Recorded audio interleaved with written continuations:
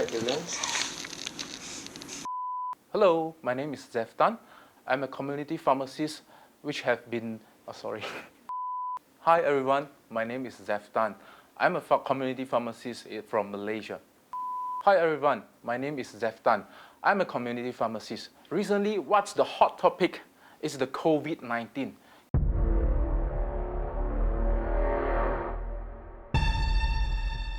With this COVID, a lot of people around the world, they're actually crazy about face masks. I personally, myself, I encountered a fake mask, a fake face mask. If you want to know whether which ingredient it is made from, you can use a lighter. If the ingredient is made from paper, then it will light up.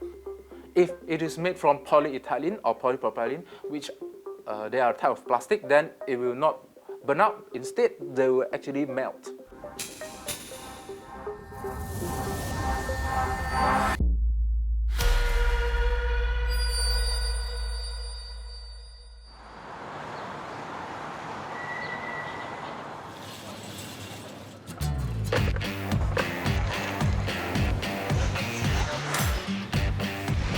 It's the quintessential Malaysian experience. Street-side markets filled with affordable goods and food. They're a huge draw for Malaysians and tourists alike. Kalau kita orang pasar malam, so ini seluar, tali mula, tali sedang tua. I think most of the product here is fake because the price is quite cheap. 只要穿上去好看，冒不冒牌没有什么关系啊。If the quality is quite okay, then we will just buy it. We won't care much about is it really fake. 走在街上也是一大堆人穿冒牌啊。The nonchalant attitude towards buying counterfeit goods has unwittingly made these markets the breeding grounds for a mega billion-dollar industry. And not just here in Malaysia. Globally, the counterfeit trade is valued at an estimated $460 billion US. Imitation clothing and textiles alone account for $28 billion US, while the food sector is worth $12 billion US. Luxury brands are no longer the sole targets for counterfeiters.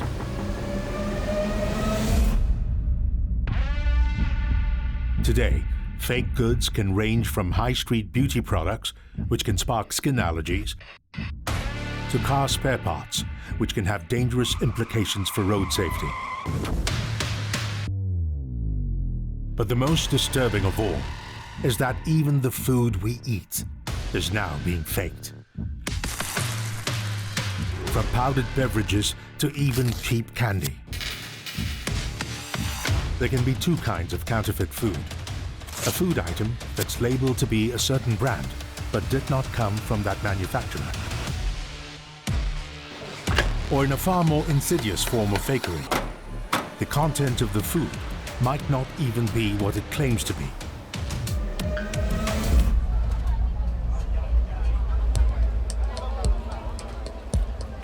In the year 2019 alone, there have been thousands of reports of counterfeit food items.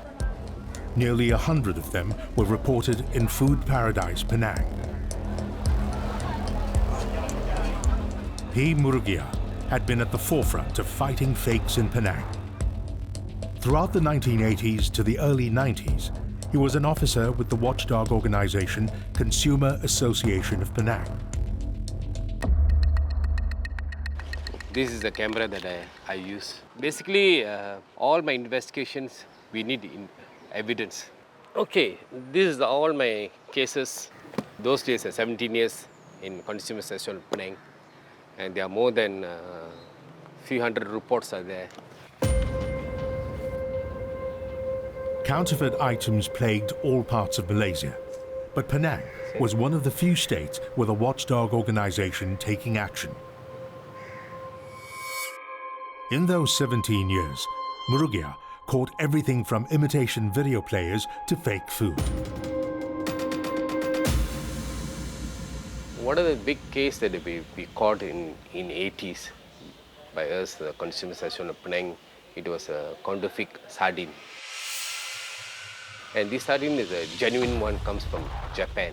Now, how I came to know the sardine, which is a counterfeit, I went to one shop, it was selling it 180. The same thing, I went to another retail shop, it was selling it at 90 cents.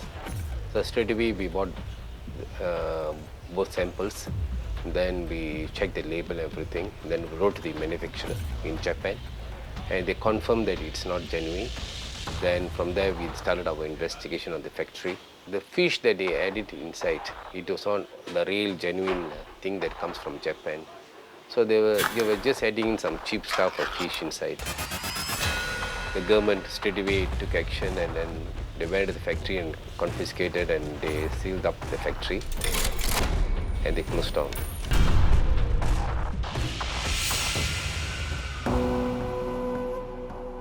Murugia retired in the 1990s, but Malaysia's fight against counterfeit goods is a never-ending battle.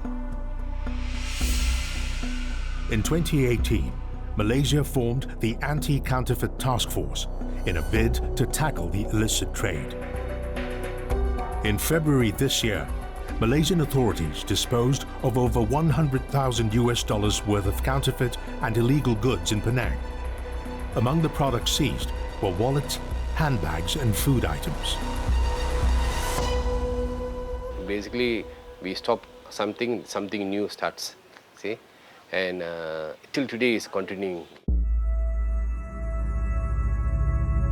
The items which is a well-known brand in the market, they spend on advertisements and all that. And these counterfeit factories, there's nothing for them to spend on the comes to the advertisements and all. So it's an easy market for them. It's a really big business for criminal-minded people because they greed for money. It's $1 million business where they make a lot of money on this. And I believe that it's not only in Penang, it's happening all over the world. It's a local problem with global implications. By buying counterfeit products, be it knowingly or unknowingly, consumers in Malaysia are forking out money to fund an underground economy.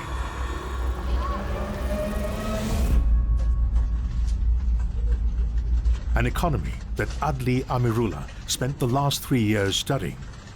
His research has uncovered some dark truths. It's actually the underworld criminal that actually bring those goods from one point to another point. By purchasing counterfeited goods, indirectly, we are contributing to the criminal revenue, which creates another whole set of problems in the world.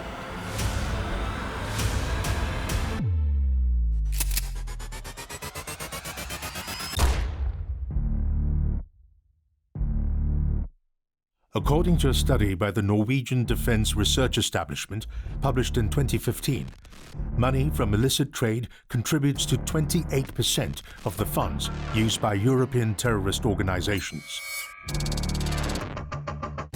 There isn't a similar study done in Malaysia, but experts Undercover Asia spoke to believe that the sale of fake goods might actually be financing criminal gangs in the country.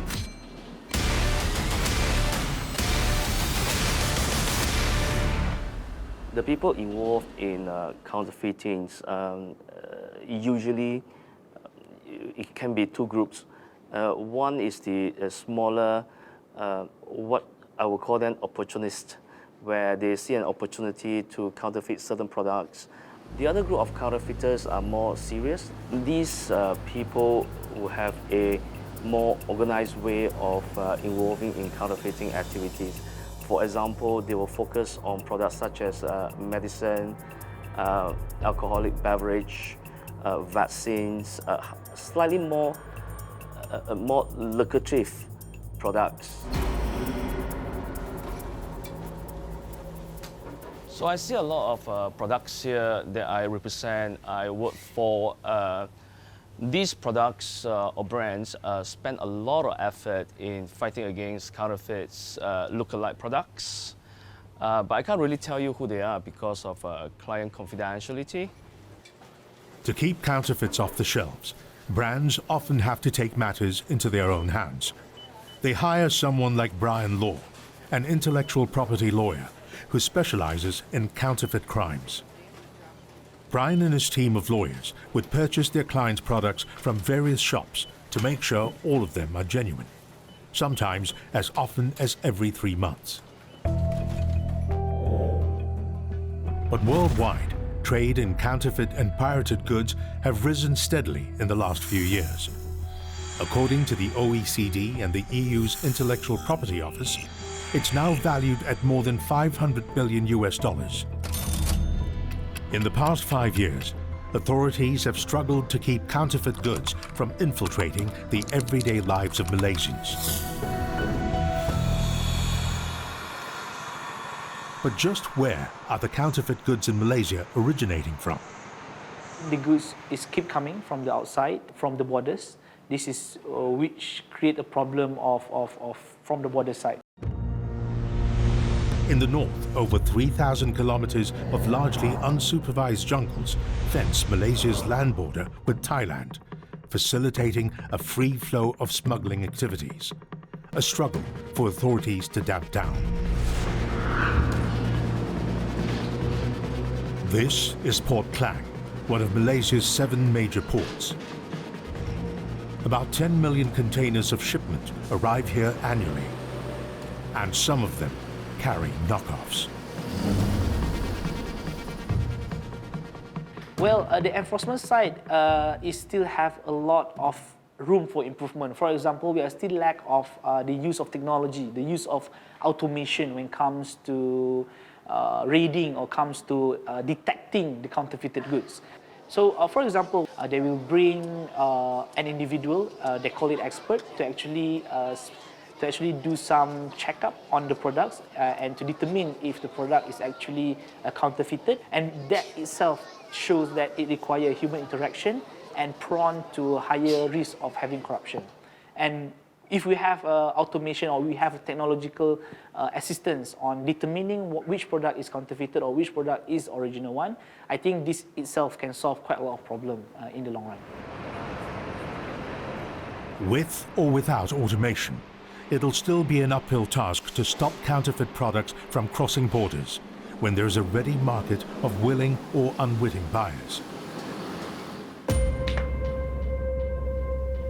So one man has taken his crusade against fake goods to social media. He wants to educate the public against one of the most dangerous counterfeit products. Hi everyone, my name is Zef Tan. I'm a community pharmacist.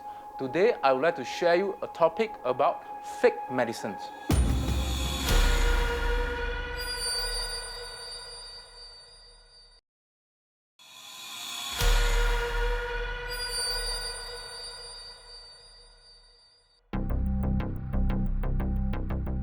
Zef Tan is a pharmacist who went viral after exposing his discovery of fake Panadol in an ordinary sundry shop in the Batu Pahat area. 众多止痛药里面呢，大家最耳熟能详的莫过于这个 Panadol。 Fearing that many others may buy the fake product unwittingly, Zef took to social media to warn his viewers about the subtle differences between the fake and the real Panadol. 它的这一个旁边哦，都做到非常的有瑕疵。我一摸我手指啊，就布满了这些粉尘了。 Since then, Zef has created a Facebook page dedicated to sharing all things medical, from verifying fake news to identifying fake drugs. The page has gained nearly 10,000 followers. When I first started, fake medicines is just like, just like rumors. Until 2019 August, where I really encountered one and I purchased that one from a nearby sundry shop near to my workplace. I never thought that it will create such a big awareness after I post it on the internet. 这次的这个 live session 呢，主要是跟大家谈谈一下关于这个 fake medicine, counterfeit medicine， 也就是假药。 It can be very difficult for a normal person to differentiate which one is a genuine product and which one is a fake product. This is because there is no definite guideline which provided by ministry or even the manufacturers to teach the people how to differentiate it.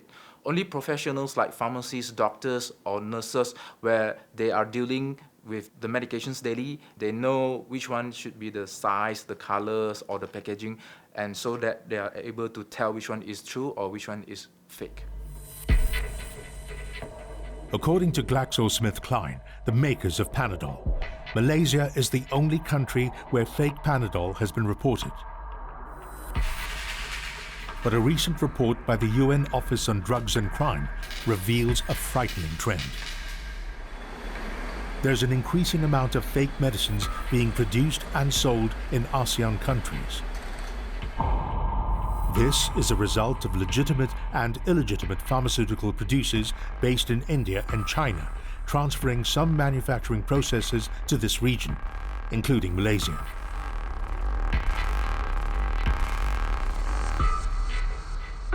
Counterfeit medicines can range from anti-cancer drugs to drugs for infertility and weight loss.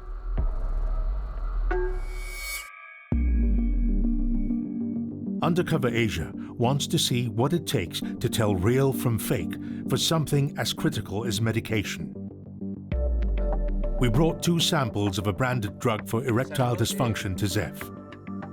One sample was bought at the original price of $35, while a second sample costs just $5. Immediately, I can tell you that sample B is a genuine product, while sample A is a fake product. How I differentiate this one? Okay, first is via the color of the pill. This is light blue in color, which should be the true or genuine color of these sexual stimulants, while for sample A, looks a little bit purplish in color and with some unknown white spots in between. Because my job, I deal with these medications daily, and I'm actually knowing which one it should be the real and true color. There are 2 types of counterfeit medicines. So the first type is the counterfeit medicines which do not have any active ingredients in it. If you are taking counterfeit blood pressure medications, your blood pressure is not well regulated because the active pharmaceutical compounds maybe is not there, or it could be partially.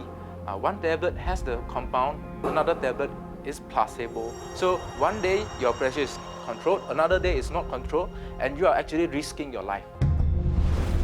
Some of these substandard medications may be legitimately manufactured, but they fail to pass quality control, either for insufficient active ingredients or for containing harmful impurities. They should have been discarded, but are instead illegally obtained and sold to patients.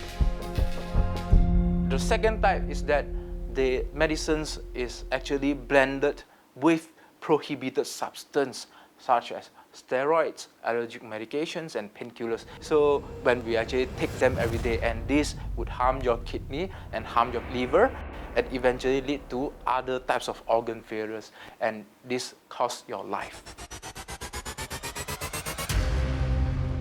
Every year, consumers in Southeast Asia spend between $520 million and $2.6 billion on falsified medicines, often because many cannot tell between the real and the fake. As these medicines often masquerade behind the brand or trademarks of legitimate manufacturers, eradicating them will be an uphill task. Fake medicines are often sold in unregulated outlets, such as roadside stores, traditional medicine halls, and provision shops. These are littered across Malaysia's cities, towns, and villages. The market size for fake medications in Malaysia is about 5%, according to a study in 2013. Because we are in a comfort zone, so we don't really have that kind of awareness. Most of the Malaysians are actually more price-oriented. So whichever sells cheap, then they will buy that. They don't have the kind of mindset of whether, hey, you are selling that cheap. Is your source, is your medicine reliable?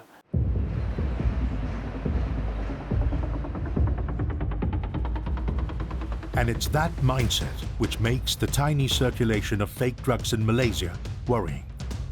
What's more, fake medications are not the only counterfeits in circulation that could have an impact on the health of everyday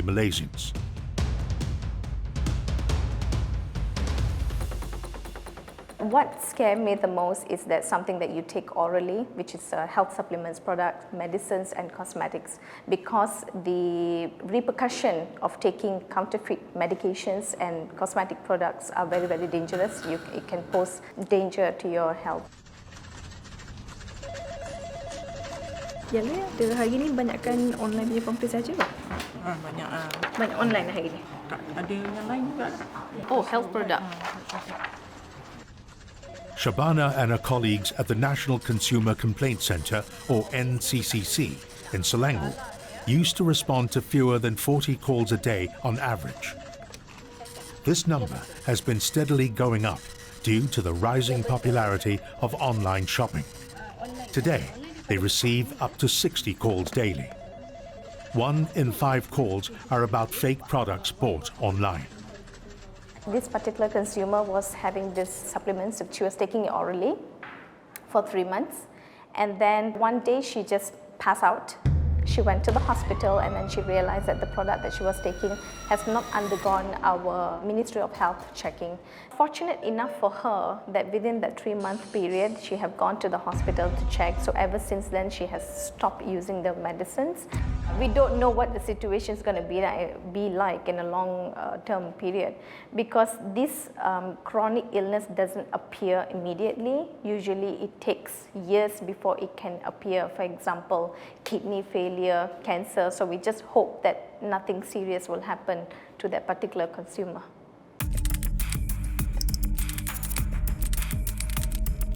From the NCCC's records, these fake items can come from major reputable e-commerce platforms, despite clear policies on these platforms towards protecting intellectual property. One online store even claims to use machine learning to automatically scan their platform to remove suspected counterfeits. Yet, counterfeit scams continue to persist online. To me, the fastest way to scam a consumer is through online. They can put up a beautiful picture that looks so legitimate, so realistic that you can't tell a difference between a fake one and the original one. Online platform is something that there's never ending to it. If you close one, you can open another one very easily. It's hard for the authorities and even for us to monitor all the market or the players online, you know. So I'm curious as to why they want to buy this kind of product online. The main answer I get is that it's cheaper and there's a variety of choices. And of course, they don't have time to go out and get certain products. When I earn my first paycheck, I'm like, okay, it's my time to buy my own makeup. I started buying cosmetics at the age of 14. It was like a makeup frenzy. So I started buying, the very first item was Fenty Beauty by Rihanna. And then I started off Kat Von D, and then, what was that, like Jaclyn Hill. So when a new palette comes, like launches, we get excited every time because they have better colors and lots of influencers use them, so we feel like it's a good time to buy them. This palette, which was in trend back then, I got it from an Instagram website. Angie bought the cosmetics online because the palette she was eyeing had sold out in the brick-and-mortar stores. So I kind of trusted it because it had like 25,000 of following, so I assumed it was original. When I tried it and I swatched it, it wasn't as pigmented as others say it. So that's when I knew it was fake. Yeah. So country usually get targeted by counterfeiter is a country that fall into developing to less developing country because their income of per individual is actually very low. The average income of Malaysian is about 2,000 to 3,000 ringgit per month. So if I'm a counterfeiter, I will consider Malaysia as part of the definition. It helps the counterfeiters that Malaysia is a nation of bargain hunters. According to Nielsen's shopping trend survey, Malaysians are the most price-sensitive shoppers in the region. It's no surprise that some opt for counterfeit goods that are more affordable.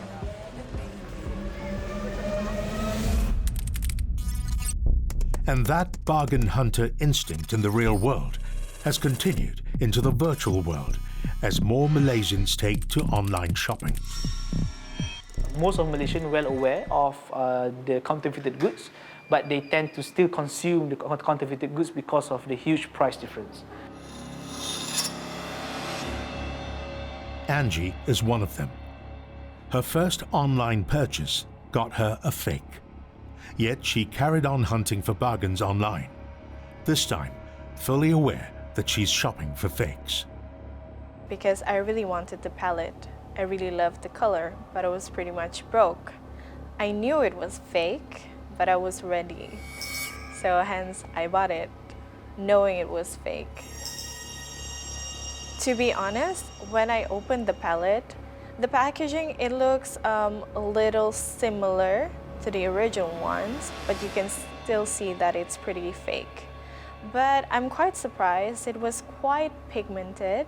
The quality, I would say it's about 70%. So at that time, I still continued using the palette, even though it was fake, because it works. So back then, I was a makeup artist in my school for a runway show, and I needed a palette that I can use every time with lots of different colors. So I didn't really care that it was fake, and the people that were around me, they were like pretty cool about it as well. But at one point, after using it so many times, I kind of get like a red eye. So I went online, I went on YouTube and watched reviews for that particular palette. And I saw that lots of people had many problems with their eyes and breakouts on their faces. I got pretty worried, and that's when I stopped using it. Because you'll never know what might happen. Angie's brush with counterfeit goods left her relatively unscathed. Her eyes recovered, and she now insists on buying originals. But unlike fake cosmetics, the harm from other counterfeits can be far more catastrophic.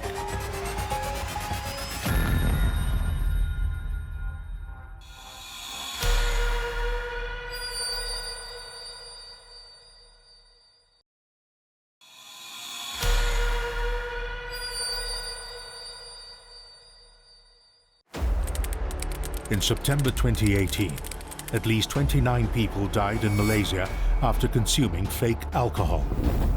A year later, 4 more joined the death toll, and 1 became permanently blind. David Marshall is a local council member in Penang. For 6 years, he's been spearheading a movement against bootleg alcohol.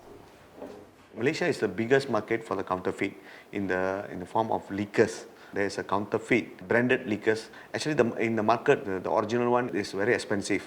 It's a cost about under 70 ringgit to under 50 ringgit in Malaysia market. But the student or the people cannot afford to buy. So that when they see 50 or 30 ringgit, so they buy and drinks. That's a 70 to 80% discount. For David, that's the telltale sign that a bottle of liquor is fake. Counterfeit and the cheap liquor is dangerous for health because of the way the process of making this kind of that liquor is not in a proper way. In Malaysia, at least 33 have died from drinking counterfeit liquor since 2018, and 1 left permanently blind. All had similar symptoms, varying degrees of blurred vision, nausea. Most were pronounced dead within the same day. So what is it in counterfeit liquor that could kill you? Just 30 ml, or about a shot glass worth of methanol. It's the byproduct left behind during the fermentation process of making alcohol. In a proper process, methanol would burn off naturally when alcohol is distilled. But for counterfeiters looking to cut costs and corners, the heating process may be insufficient or omitted altogether, leaving traces of deadly methanol behind. When ingested, methanol metabolizes into formaldehyde. The effect is like your body being embalmed from the inside out.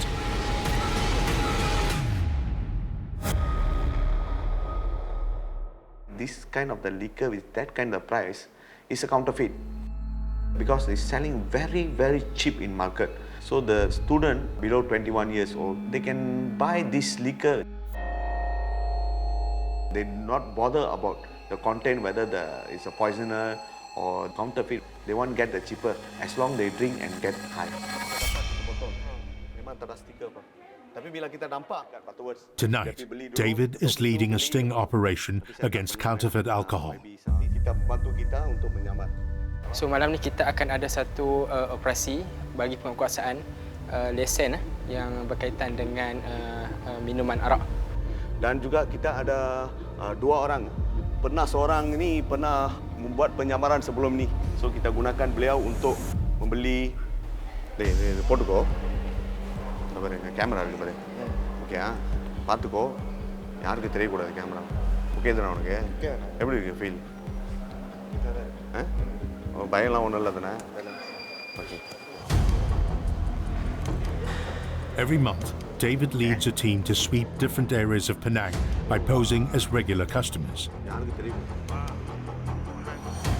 Their mission is to locate shops that are selling liquor without a license, bottles with unpaid customs duties, and counterfeit alcohol. Okay, bro. Yo, let's go.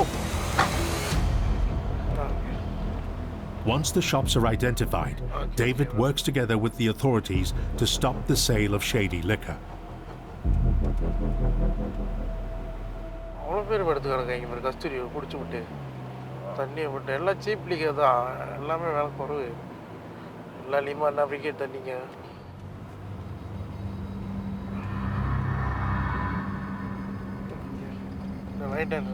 David's team is acting on a tip-off about a small corner store selling counterfeit liquor. Fronting the undercover operation is 21-year-old Vasan. With a spy cam attached to him, Vasan is to go to the store to buy a bottle. And if the price is much cheaper than the recommended retail price, David's team would have reason to believe that the alcohol is fake.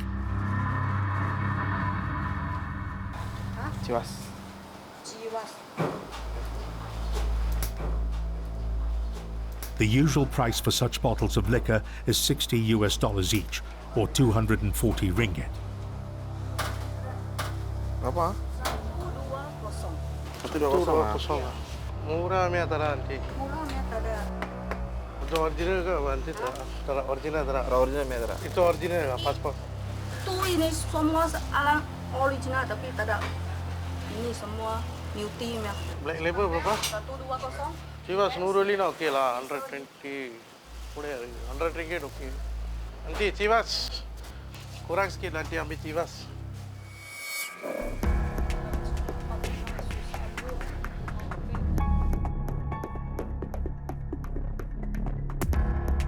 Okay, there's two things to identify whether this one is counterfeit. One is the note sticker. The sticker should be here, that the Malaysian duty is paid. Another thing is, it's very cheap. Even the liquor color, the whiskey color is also totally different. If you see Chivas liquor original, it will be a bit darker. With the evidence in hand, David's team of enforcement officers swing into action.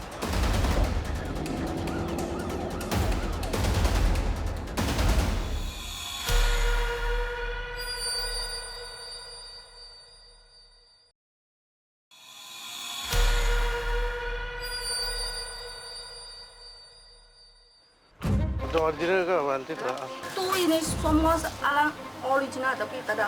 Ini semua beauty nya. Black label berapa? 120. After an undercover mission, local Penang councilman David Marshall and his team have uncovered a corner provision shop selling hard liquor at half the usual price.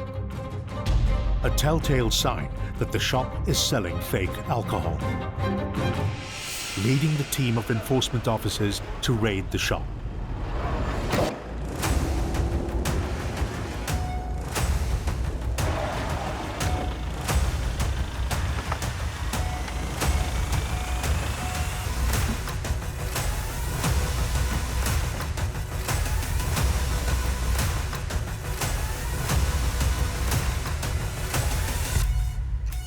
Itu semua ni haram ah.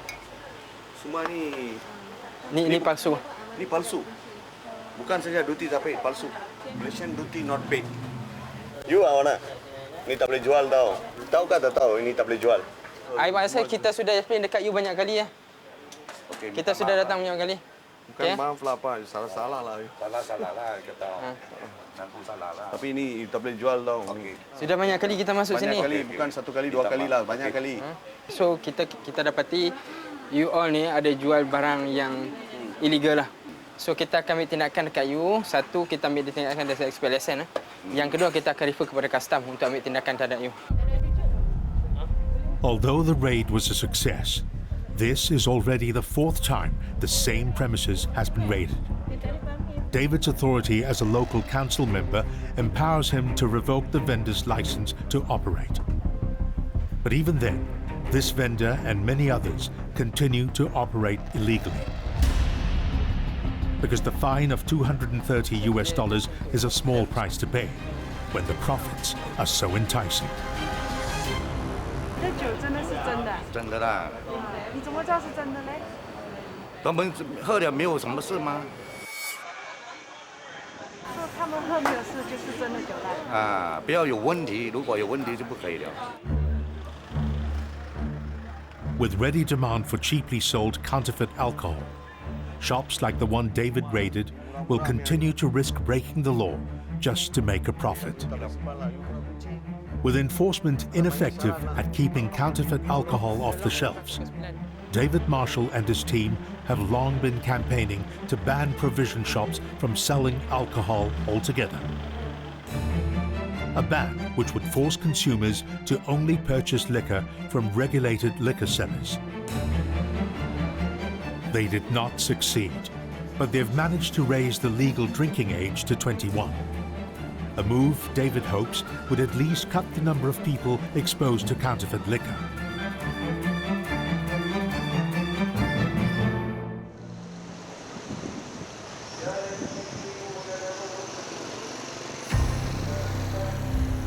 But the problem of counterfeits remains and has clearly become endemic in Malaysia. The recent COVID-19 pandemic has given the issue a potentially deadly twist.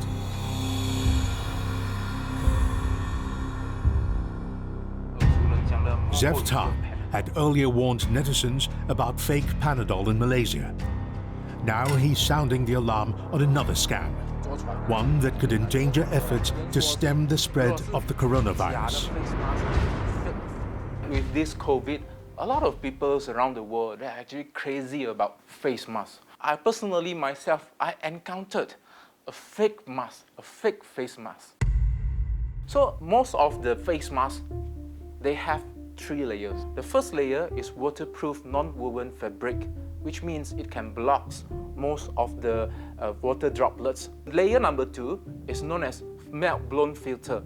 Melt-blown filter is actually made from plastics such as polyethylene and polypropylene. So this is the layer where if let's say the droplets get past the first layer and the second layer, it plays its roles to block further the droplets to get into your nose. And the third layer is non-woven fabric. It's actually the similar layer as the first layer, but it don't have the waterproof properties. So allow me to show you the true thing first. The filter layer itself, it has some electrostatic force. So yeah, you see, it's quite sticky actually. This is the true filter layer. So allow me to present to you a fake one and a true one. Can you see it, the difference? Yeah, I think it's very obvious, right? Okay, now, this is the fake or sub-quality face mask. You want to know whether which ingredient it is made from, you can use a lighter. If the ingredient is made from paper, then it will light up. Oh yeah. Okay, this could be a mixture of plastics and papers because I can see some kind of fire. So now we are going to test for the real one. Okay, you don't see any sparks because the ingredient is made from plastic. Instead of giving sparks, they actually melt. I'm Zef Tan, a community pharmacist. See you again next time. Malaysia is not alone in this problem. In March 2020, in an operation dubbed Pangaea, Interpol led law enforcement agencies worldwide to scour the internet. In just 1 week, they uncovered 600 cases of counterfeit masks being sold online. It led to a seizure of a whopping 34,000 fake or substandard masks. Interpol calls the find the tip of the iceberg and warns that criminals will stop at nothing to make a profit. It's a cat-and-mouse game between counterfeiters and law enforcers.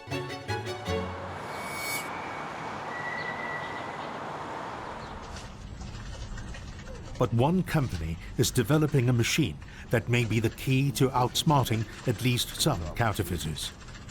Dubbed Profile Print. The scanner uses artificial intelligence to authenticate products in mere seconds. It was developed in collaboration with National University of Singapore and the Republic's Agency for Science, Technology and Research, or ASTAR. It's been successfully tested on face masks, tea, as well as beauty products. As long as we have any suspected sample, all you need is about 4 to 5 grams of the product, put in through our machines, and our machine will be able to identify the molecular signature and to verify against the true source. So when we scan a suspected sample and the results fail, it tells us that the molecules in the sample do not match exactly to the molecules in the true source. I've got 2 samples here, right, of suspected quality. Maybe you take a look and see whether you can do a quick rapid test. Comparing these 2 products, the packaging definitely looks a bit different. Maybe because it's from a different packaging company. This one is in lower caps, this one is in upper caps. Why don't we do a quick scan using our profile print scanner? And this product failed. So it seems that even though these 2 products are very similar and they even smell the same, our scan shows that they are indeed different material. Alan Lai invented the machine in 2017. He was inspired to do so after his mother was struck with cancer. About 4 years back, when I was still based in London working for a corporation, I received a phone call from my family that my mom had a very rare cancer. So I left my company, came back and spent more time with her. And during this period of time, I started researching and was very surprised to realize a lot of things that we've been eating does contain ingredients that we don't know, or there has been a lot of mislabeling on products. And so we came up with this to help both the producers and consumers to have more trust in the food that we consume every day. So you see, Alan is still in the process of expanding his database so that his scanner can be deployed to authenticate even more products.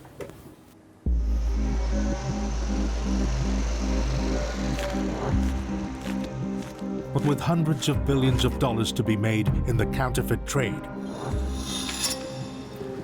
technology alone would not be able to put a stop to it. It's about the whole ecosystems. If you want to have an effective strategy to fight against counterfeiters, it is best to think, how to break the ecosystems, disrupt them, and then to do that, you will have to work with different stakeholders. When you receive a tip-off from a consumer, you need to react immediately. What we hear from the consumer is that there's a slow reaction from the government, there's a slow reaction from the enforcement. There are certain things that required more political will to do radical changes. The first step is to ensure there is a whole set of ministries that work very hard to ensure there is near zero counterfeited goods in Malaysia. If the ministry or if the people, if the teachers educate the children well enough, in the next 10 to 20 years, I would say the demand will somehow lessen compared to today. Over the years, we can see reductions of counterfeiting activities in Malaysia. Having said that, I'm not surprised to see the counterfeiters come back simply because it's very lucrative for them to continue to be in the trade.